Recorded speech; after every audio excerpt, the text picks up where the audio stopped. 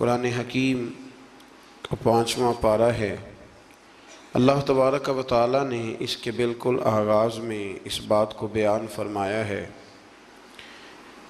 کہ جب تک عورت کسی ایک شخص کے نکاح میں ہو دوسرے کے ساتھ اس کا نکاح نہیں ہو سکتا۔ گویا قرآن مجید نے ایک اسلوب یہ بیان کیا کہ ایک وقت میں ایک خاوند کے نکاح میں تو چند بیویاں ہو سکتی ہیں، لیکن یہ ممکن نہیں ہے کہ ایک عورت کے 2 شوہر ہوں۔ ہاں، جو لونڈیاں ہوں اس زمانے میں جن کا چلن موجود تھا، اس حوالے سے اللہ تعالیٰ نے گنجائش عطا فرمائی۔ اسی تفصیل کو اہل رکوع کے اندر مختلف انداز میں بیان کیا گیا اور یہ بتلایا گیا کہ اسلام ہر خواہش کو پورا کرنے کے لیے پاک، صاف اور جائز رستہ عطا کرتا ہے۔ تو اس کے ماننے والوں کو یہ چاہیے کہ وہ کبھی بھی کوئی غیر فطری، غیر اخلاقی عمل نہ کرے جس سے کہ یہ محسوس ہو کہ یہ وہ لوگ ہیں شاید جن کی تربیت نہیں کی گئی۔ اللہ تبارک و تعالیٰ نے بہت ساری باتیں ارشاد فرمانے کے بعد اسی پارے کی آیت نمبر 28 کے اندر ارشاد فرمایا کہ یرید اللہ ان یخفف عنکم، فرمایا اللہ تعالیٰ چاہتا ہے کہ تم پر پابندیوں کا بوجھ ہلکا کرے۔ اللہ کریم کی رضا یہ ہے کہ تمہیں آسان دین دیا جائے، آسان دین۔ پابندیوں کا بوجھ تم پر کیوں؟ اس لیے خود ہی بیان فرماتا ہے، فرمایا وَخُلِقَ الْإِنسَانُ ضَعِيفًا، اس لیے کہ ہم نے انسان کو کمزور پیدا کیا ہے۔ رب فرماتے ہیں کہ میں نے چونکہ پیدا کیا ہے تو میں اس کی صلاحیتوں کو جانتا ہوں، تو میں اسے کوئی ایسی شریعت نہیں دوں گا، کوئی ایسا دین نہیں دوں گا، مسلمانوں تم پر کوئی ایسا بوجھ نہیں ڈالا جائے گا جو تم سے اٹھایا نہ جا سکے۔ اللہ تبارک و تعالیٰ نے جتنے بھی ہمیں احکام عطا کیے نا، وہ نماز پڑھنے سے لے کر جہاد کرنے تک، زکوٰۃ دینے سے لے کر حج کرنے تک، جتنے بھی احکامات دیے ہیں سارے ہی بندہ مومن کے لیے بڑے آسان ہیں، سارے ہی بندہ مومن کے لیے بڑے آسان۔ اور جب انسان اس رستے پہ چلتا ہے تو پھر اللہ تبارک و تعالیٰ اس کی مدد فرماتا ہے، پھر اللہ اس کے لیے آسانیاں فرماتا ہے۔ آپ یہ غور فرمائیے کہ حج کے موقع پر بہت سارے لوگ یہ کہا کرتے کہ حج ایک مشقت کا کام ہے، ایک جد و جہد کا کام ہے، ایک خاص ہمت والا آدمی اس کام کو سر انجام دے گا۔ لیکن آپ نے یہ بھی بڑی باریکی سے ملاحظہ فرمایا ہوگا کہ بڑے ضعیف العمر لوگ حج کرنے جاتے ہیں، کمزور لوگ حج کرنے جاتے ہیں، لیکن ایسا کبھی نہیں ہوا کہ کوئی یہ کہے کہ حج کی مشقت کے رستے میں کسی کا انتقال ہو گیا۔ وہ جب بلاتا ہے تو پھر مدد بھی بڑی ہی فرماتا ہے، پھر کرم بھی بڑا ہی فرماتا ہے۔ اسلامی احکامات جتنے ہیں، یہ فہم و فراست کے قریب بات ہے، اس کو سمجھ لیں، جتنے بھی اسلامی احکامات ہیں وہ سارے اللہ تبارک و تعالیٰ نے عطا ہی تب کیے ہیں کہ جب رب جانتا ہے کہ یہ لوگ اس عمل کو کر گزریں گے۔ یہ رمضان شریف آتا ہے تو بہت سارے لوگ ایسے ہیں جو کہتے ہیں جی ہم مزدوری کرتے ہیں، غریب لوگ ہیں، ہمارے لیے بڑی دشواریاں ہیں، ہمیں جد و جہد کرنی پڑتی ہے، تو روزہ رکھنا ہمارے لیے بڑا دشوار ہے۔ تو کوئی بیچ میں سے ایسا رستہ نکل آئے کہ جس رستے سے ہم بچ جائیں، تو میں کہا کرتا ہوں کہ اتنی سخت مزدوری آج کا کوئی بندہ بھی نہیں کرتا جتنی عرب کے مزدور سخت مزدوری کیا کرتے تھے۔ کوئی پہاڑ نہیں توڑتا، کوئی آدمی ایسا نہیں ہے کہ جو چکی اس طرح سخت انداز میں پیستا ہو، کوئی بھی وہ کٹھن کام نہیں جو اہل عرب کرتے تھے۔ لیکن جناب بلال حبشی نے کبھی کوئی روزہ بھی نہیں چھوڑا۔ حضرت سلمان فارسی رضی اللہ تعالیٰ عنہ کی آپ ساری سیرہ مبارکہ پڑھ لیں، اپنے روزمرہ کے معاملات کے باوجود، ایک تو ہے رمضان المبارک، علاوہ رمضان کے بھی ان کی جو نفلی عبادات ہوتی تھی وہ بھی ایک بہت بڑا مقام رکھتی۔ تو بلا وجہ لوگ پریشان ہو جاتے ہیں، اور ہمارے زمانے میں تو کانوں کو ہاتھ لگا لگا کے لوگ کہتے ہیں کہ او ہو معاذ اللہ جی بڑا مشکل ہے دین پہ عمل کرنا، بڑا مشکل ہے۔ وجہ صرف اتنی ہے کہ کوشش نہیں کرتے، توجہ نہیں کرتے، جس کو یہ اپنے لیے آسان سمجھ رہے ہوتے ہیں وہ کام ان کے لیے مشکل ہوتا ہے، اور جو چیزیں اللہ نے آسان کر دی ہیں وہ بہرحال آسان ہوتی ہیں۔ پھر تھوڑا آگے جائیں گے تو اللہ کریم نے اسی پارے میں ارشاد فرمایا کہ ایک دوسرے کا مال ناجائز طریقے سے نہ کھاؤ۔ ہاں، تجارت کرو باہمی رضامندی کے ساتھ، ایک دوسرے کے ساتھ لین دین کرو تو اچھے طریقے سے کرو، ناجائز طریقے سے کسی کا مال نہ کھاؤ۔ اس کی تفسیر میں ایک حدیث ہے مسند امام احمد بن حنبل میں، نبی کریم صلی اللہ علیہ وسلم نے فرمایا کہ جس شخص نے ناجائز طریقے سے مال کمایا ہے نا، یہ اسی کا تھا، اسی کا نصیب تھا، جس نے کما لیا اسی کا تھا، لیکن حضور فرمانے لگے اس نے جلدی کی ہے، اگر یہ تھوڑا انتظار کرتا تو اللہ یہی مال اسے جائز طریقے سے عطا فرما دیتا۔ اس نے جلد بازی کا مظاہرہ کیا ہے، غلط طریقہ اختیار کیا اس کو حاصل کرنے کا، اس نے اچھا نہیں کیا۔ تو ناجائز طریقے سے مال، آپ اندازہ فرما لیں کہ دنیا میں کتنے ایسے لوگ ہیں، کتنے کہ جو کہتے ہیں کہ ہم زندہ بھی دوسروں کے مال پہ ہیں، ہمارے پاس جو بنیادی رقم ہے تجارت کرنے کے لیے وہ بھی لوگوں کی ہے۔ لوگ چاہتے ہیں کہ دوسروں کے مال پر وہ اپنا قد اونچا کریں، اللہ تبارک و تعالیٰ نے اس بات سے سختی کے ساتھ منع فرما دیا۔ آیت نمبر 31 کے اندر اللہ تبارک و تعالیٰ نے ارشاد فرمایا کہ بڑے گناہوں سے بچنا، کبیرہ گناہوں سے بچنا، جو چھوٹے گناہ ہوں گے وہ تو اللہ اپنے فضل سے معاف فرما دے گا، لیکن تم کبیرہ گناہوں سے بچنا۔ کبیرہ گناہ کون سے ہیں؟ قتل سے بچنا، بہتان ترازی سے، پاک باز لوگوں پر بہتان لگانا کبیرہ گناہ، کبیرہ گناہ، قتل کبیرہ گناہ ہے، اور بہتان ترازی حدیث صحیح میں موجود ہے۔ ہمیں بالکل نہیں پتہ ہوتا کہ سامنے والے کے معاملات کیا ہے، لیکن ہم بہتان لگا دیتے ہیں، اور شریعت کے اندر باقاعدہ اس کی حد رکھی گئی ہے، کوڑوں کی سزا رکھی گئی۔ جب تک آپ کو تحقیق نہ ہو جائے، میرے نبی کریم علیہ السلام نے فرمایا کسی شخص کے جھوٹا ہونے کے لیے اتنا ہی کافی ہے کہ سنی سنائی بات آگے بیان کر دیتا ہے، یہ جھوٹا ہے، اس کو چاہیے تھا اس کی تحقیق کرتا۔ اسی طریقے سے یتیم کا مال کھا جانا، یہ رمضان شریف آئے گا تو بڑے سارے لوگ چندہ لینے کے لیے میدانوں میں نکلیں گے، بڑے سارے لوگ یتیموں کا نام لیں گے، بیماروں کا نام لیں گے، کمزوروں کا نام لیں گے، مدارس کا نام لیں گے۔ اللہ سے ڈرنا چاہیے۔ اللہ کریم نے جو میرے اور میرے بچوں کے حصے میں رکھا ہے وہ کوئی دوسرا چھین سکتا نہیں، لیکن انداز غلط اختیار کرنا، اس سے انسان کا نقصان ہوتا ہے۔ کبیرہ گناہوں میں اس کو رکھا گیا۔ اسی طرح زنا کرنا، میدان جہاد سے بھاگ جانا، والدین کی نافرمانی کرنا، یہ سب کبیرہ گناہ ہیں، اور اللہ کریم نے آیہ مقدسہ میں ارشاد فرمایا کہ تم کبیرہ گناہوں سے بچ جانا، صغیرہ اللہ اپنے فضل سے معاف کر دے گا۔ صغیرہ گناہ کیسے معاف ہوتے ہیں؟ نبی کریم علیہ السلام نے فرمایا تم فرض نماز کے بعد نا 33 بار سبحان اللہ پڑھو، 33 بار الحمدللہ، اور 34 بار اللہ اکبر پڑھو۔ یا رسول اللہ کیا ملے گا؟ فرمایا تمہارے گناہ اگر سمندر کی جھاگ کے برابر بھی ہوئے تو اللہ اپنے فضل سے معاف فرما دے گا۔ اور فرمایا نماز تسبیح زندگی میں ایک دفعہ پڑھ لینا، اگر تمہارے گناہ سمندر کی جھاگ کے برابر ہوئے تو اللہ معاف فرما دے گا۔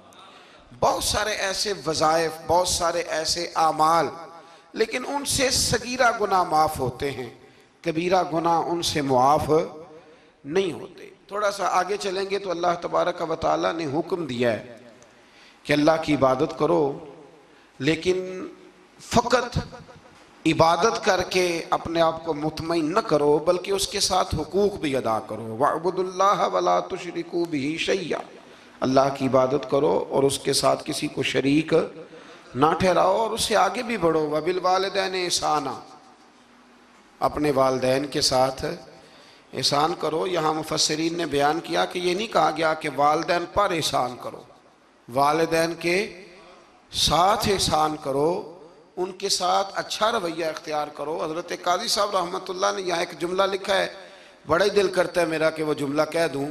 قاضی صاحب فرمایا کرتے کہ نیکی کا بدلہ نیکی یہ جزا فرماتے ہیں، جو احسان ہوتا ہے نا، یہ سامنے والے نے جتنی نیکی کی ہو اس سے بڑھ کر اس کے ساتھ کرنے کو احسان کہتے ہیں تو آپ فرماتے ہیں کہ اگر اماں تیرے لیے ایک رات بیدار رہی ہے تو کوشش کر تو 2 راتیں رہا کر، اور اگر والد نے اپنی زندگی کے 30 سال تجھے دیے ہیں تو دعا کر کہ کم از کم تو 35 سال اللہ تجھے توفیق دے تو ان کی خدمت کرے۔ پھر آگے ارشاد فرمایا کہ وَبِذِي الْقُرْبَى وَالْيَتَامَى وَالْمَسَاكِينِ وَالْجَارِ ذِي الْقُرْبَى وَالْجَارِ الْجُنُبِ وَالصَّاحِبِ بِالْجَنبِ وَابْنِ السَّبِيلِ، فرمایا یہ ایک لسٹ ہے، ان سب کے ساتھ اچھا سلوک کرو، والدین کے ساتھ بھی، قریبی رشتہ داروں کے ساتھ بھی، یتیموں کے ساتھ بھی، مسکینوں کے ساتھ بھی، پڑوسیوں کے ساتھ بھی، اور وہ پڑوسی جو رشتہ دار ہوں اور وہ پڑوسی جو رشتہ دار نہ بھی ہوں، اور وہ جو تمہارے مجلس کے ساتھی ہیں، کلاس فیلو ہیں، دفتر کے ساتھ رہنے والے ہیں،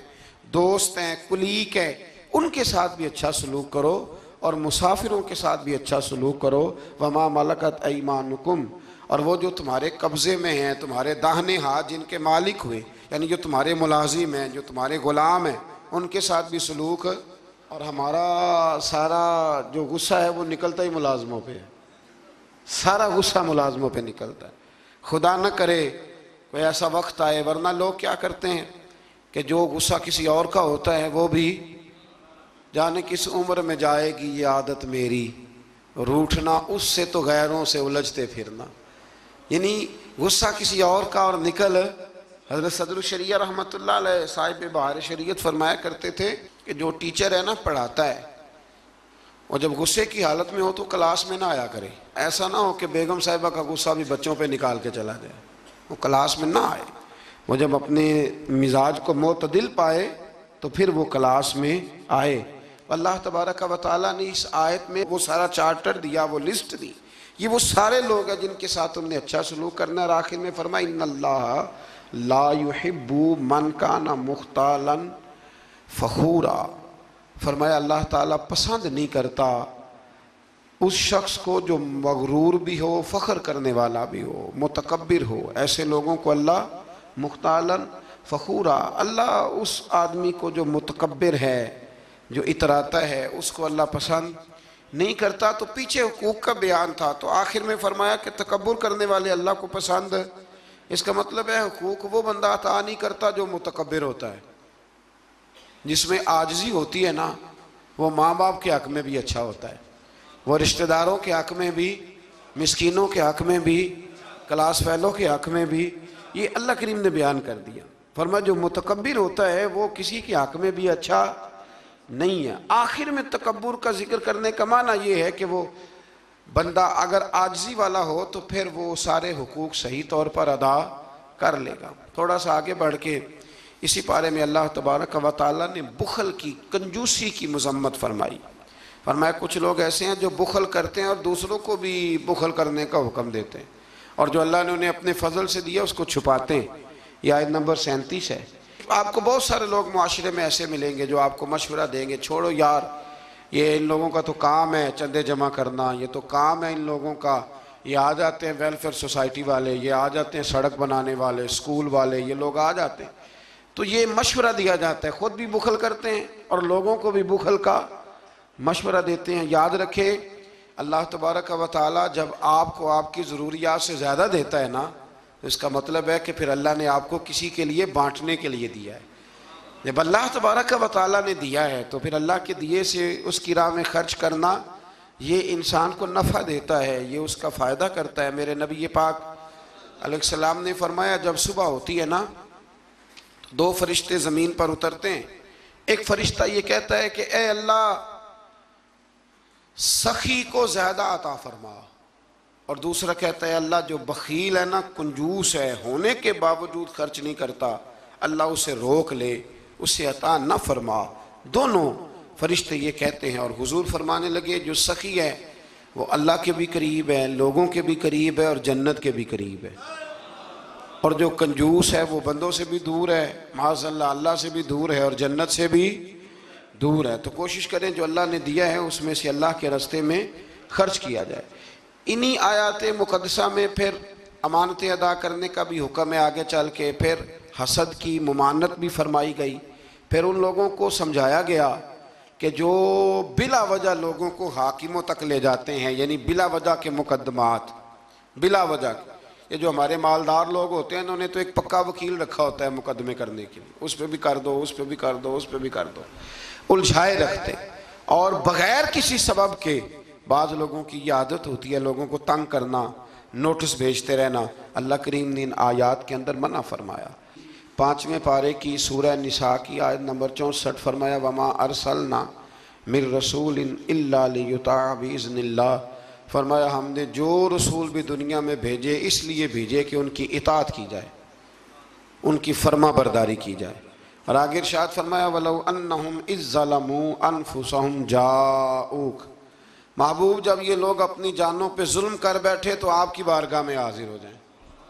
وَلَوْ أَنَّهُمْ إِذْ ظَلَمُوا أَنفُسَهُمْ جَاءُوكَ، محبوب جب یہ اپنی جانوں پہ ظلم کریں تو آپ کی بارگاہ میں حاضر ہو جائیں۔ ظلم سے مراد جب گناہ کر بیٹھیں پھر کیا کریں؟ فَاسْتَغْفَرُ اللَّهَ، اللہ سے معافی مانگیں، وَاسْتَغْفَرَ لَهُمُ الرَّسُولُ، اور رسول بھی ان کی سفارش کر دیں، لَوَجَدُ اللَّهَ تَوَّابًا رَحِيمًا، تو یہ ضرور اللہ کو توبہ قبول کرنے والا اور رحم کرنے والا پائیں گے۔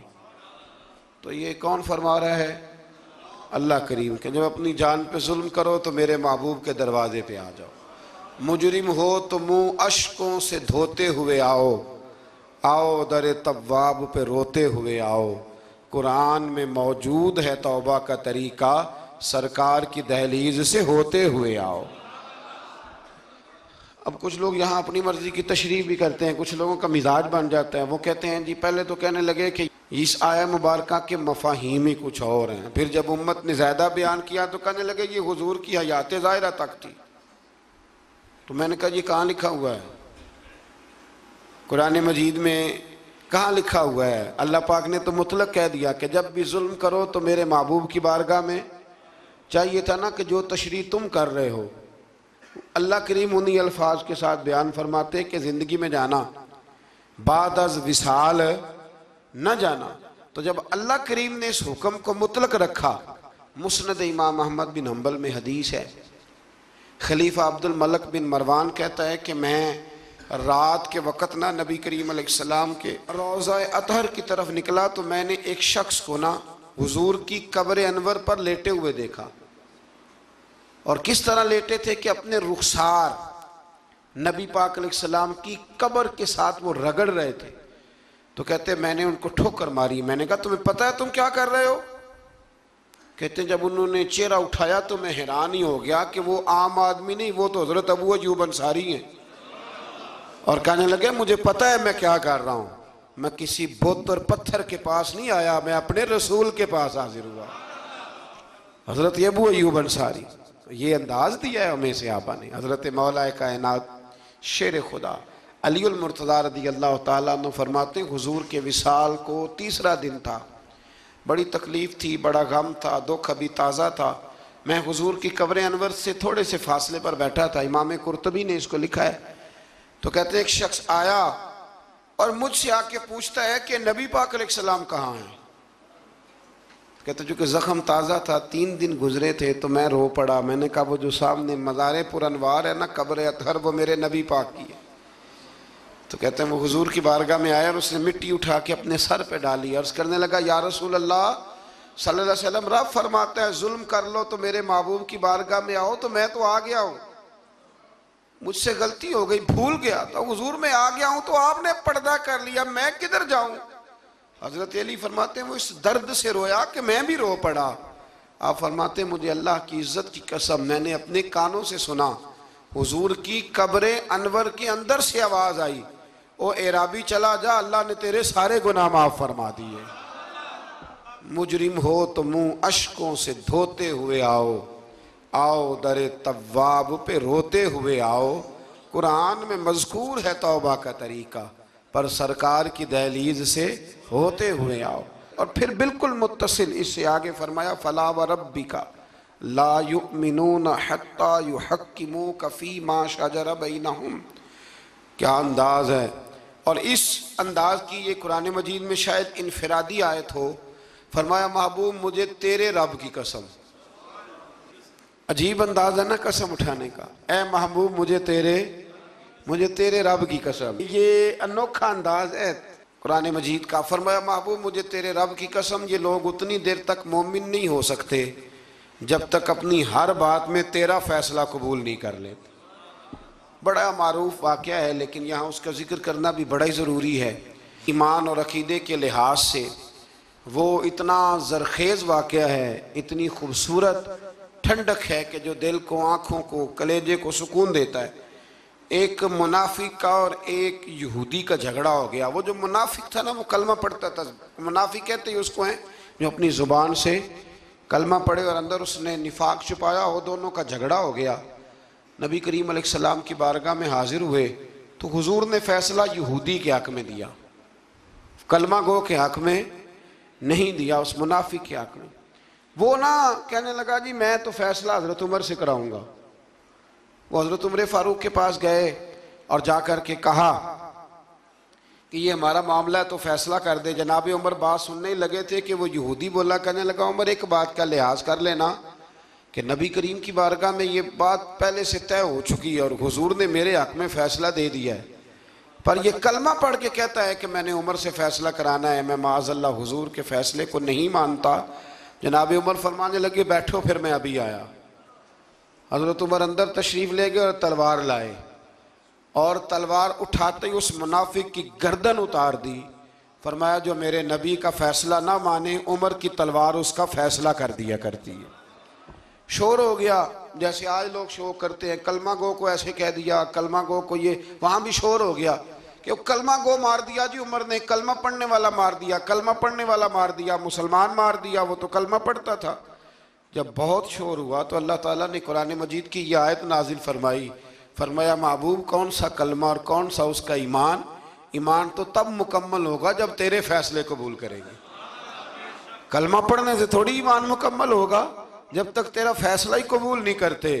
تو جس کا رب ہی ایمان قبول نہ کرے، لوگوں کو کیا ضرورت ہے شور کرنے کی کہ بڑا ایمان والا ہے، اللہ ہی جس کا ایمان قبول نہ کرے۔ تو میرے عزیز دوستو، اللہ تبارک و تعالیٰ نے آگے چل کے پھر اس گروہ کا ذکر بھی اسی سورہ مبارکہ میں اور اسی پارے میں بیان فرمایا جس گروہ کے رستے پر چلنے کی ہم ہر نماز میں دعا مانگتے ہیں، انعم اللہ علیہم من النبیین والصدیقین والشہداء والصالحین۔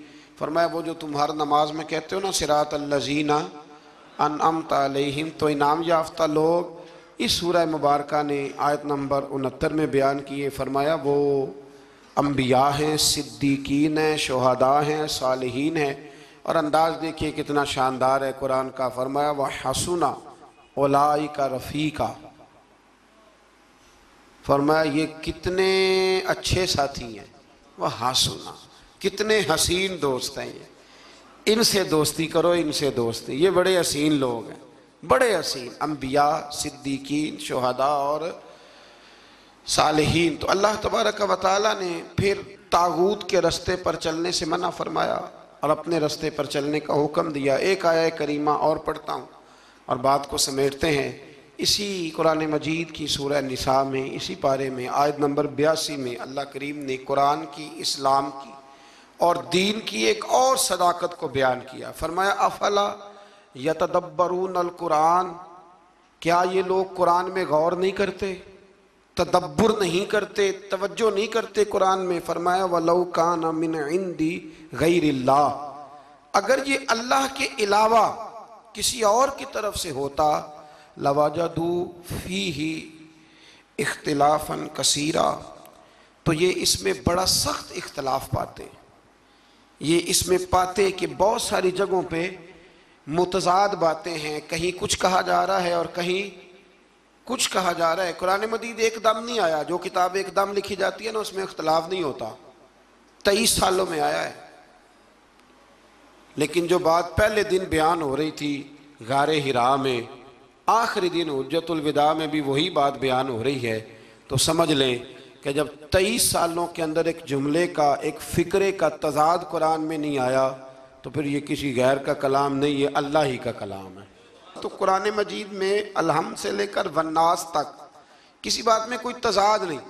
آج بھی کئی کتابیں بڑے بڑے زبردست لوگ لکھتے ہیں، بڑے بڑے اچھے ادیب لکھتے ہیں، بڑے بہترین صاف ستھرے قلم والے لوگ جن کو شستہ لکھنا آتا ہے، صاف ستھرا لکھتے ہیں، شعر و شاعری سے ان کا اچھا شغف ہوتا ہے، لیکن ان کے نظریے کی کئی دفعہ سمجھ نہیں آتی، پہلے صفحے پہ کچھ اور کہہ رہے ہوتے ہیں، بیچ میں جا کے وہ لفظوں کا ہیر پھیر تو ٹھیک ہوتا ہے لیکن جملوں کی کوئی ترتیب نہیں ہوتی۔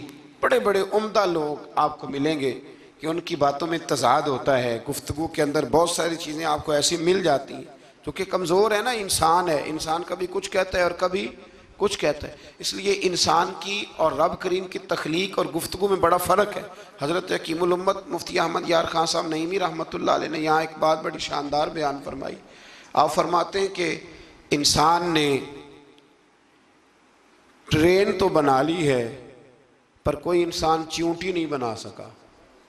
ٹرین بڑی ہوتی ہے نا، بلکہ بہت بڑی ہوتی ہے، اور چیونٹی اس کے مقابلے میں چھوٹی ہوتی ہے، تو فرماتے ہیں کہ ٹرین بنا لی ہے پر آج تک کوئی بندہ چیونٹی، فرمانے لگے بڑے بڑے اس نے بلب بنا لیے، لائٹیں بنا لی، بڑا کچھ کر لیا، پر جگنو بنا سکا؟